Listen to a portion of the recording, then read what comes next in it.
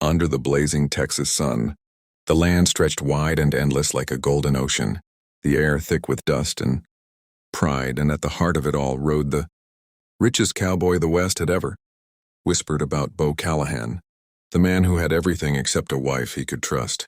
He owned herds that thundered across the plains, land that stretched beyond the horizon, and a reputation as unshakable as the rocky ridges themselves.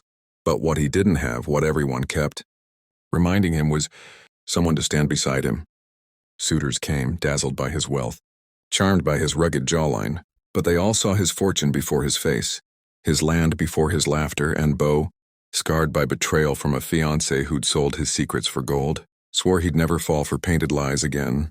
"Ain't no woman worth my peace," he'd tell his ranch hands, his voice cold as iron beneath a burning sky. The town of Dry Creek whispered about him like a legend, a man who could buy the world but wouldn't spend a dime on love, until one stormy evening, fate rolled in on muddy boots and a cracked wagon wheel.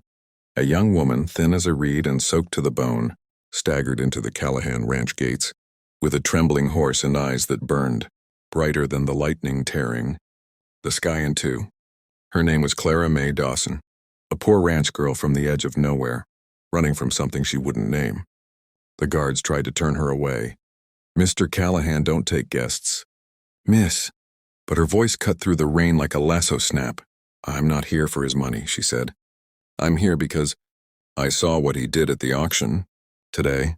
The ranch hands froze. Everyone in town had seen the spectacle. Bo Callahan had just refused to sell his prize stallion for $100,000, claiming, "Some things ain't for sale." And now this drenched stranger was claiming to know why. When Bo appeared in the doorway, tall, silent, with rain dripping off his hat brim, Clara didn't flinch. "You're a hard man to reach," she said, her voice trembling just enough to sound real. Bo's eyes, sharp as a hawk's, studied her like she was a riddle he didn't have time for. "What's your business, miss?" "Depends," she answered, lifting her chin. "You need a wife or a witness?" The room went still. The lightning outside froze mid-flash, and Bo's gloved hand tightened on his belt. "What did you say?" he muttered, and Clara, soaked, shivering, yet burning with something fierce, repeated, "I saw something, Mr. Callahan, and if you don't have a witness by tomorrow, you'll hang for what you didn't do." That's how it began, the tale no one in Dry Creek ever forgot. Bo had been accused of shooting a rival rancher the night before, and the sheriff, bribed by money and power, was ready to call it justice. But Clara, who had been hiding near the ridge on her journey west, had seen the real killer, a man in a black hat who looked too much like Bo's own brother. She didn't come for money. She came because she couldn't let an innocent man hang. Bo, suspicious but intrigued, let her in. "You expect me to believe that?" he asked. "I expect you to let me prove it," she said. And for the first time in years, Bo felt something stir, trust, or maybe the ghost of it. That night, as the storm howled and the fire cracked in the hearth, Clara told him everything she'd seen. The flash of the gun, the betrayal, the shadow riding off into the dark. Bo listened without a word, but inside him the ice began to melt. He'd built walls so high no one dared climb them, but Clara didn't need to climb. She walked straight through with nothing but truth in her eyes. By dawn, Bo had made a decision that would change both their lives. "If you're lying," he said, "you'll regret stepping foot on my land." She met his gaze. "If I was lying, I'd have let you hang." The next morning, they rode together into town, Bo on his black stallion, Clara on a borrowed mare, mud splattering her torn boots. The townsfolk gawked.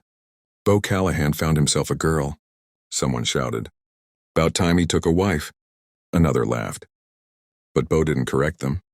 He looked down at Clara, half a smile tugging at the corner of his mouth. "You started this," he said quietly. "Guess you'll play the part." She blinked, confused. "What part?" "The part of my wife." She nearly fell off her horse. "What?"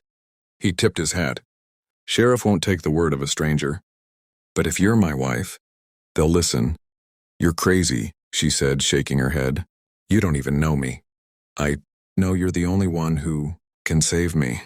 The words hit her, harder than any storm wind. So when they reached the courthouse steps, and the sheriff sneered at Bo, saying, "Got your alibi ready, Callahan? Or just another story to spin?" Clara stepped forward, voice clear as a bell. He was with me all night, she declared. The crowd gasped. You saying you're his wife? The sheriff mocked. Clara hesitated only a heartbeat before saying, Yes, I'm Mrs. Callahan, and I'll swear it on the Bible. Beau's heart thudded. He hadn't asked her to go that far, but she had, and it changed everything. The sheriff squinted, thrown off, his smug confidence slipping. Then I guess we'll see if Mrs. Callahan can keep her story straight. And from that day, Beau and Clara were tied not by vows but by danger, deception, and the strange spark neither of them could name. As they rode home after the hearing, the setting sun painted the sky crimson, and Clara finally broke the silence. You owe me a thank you.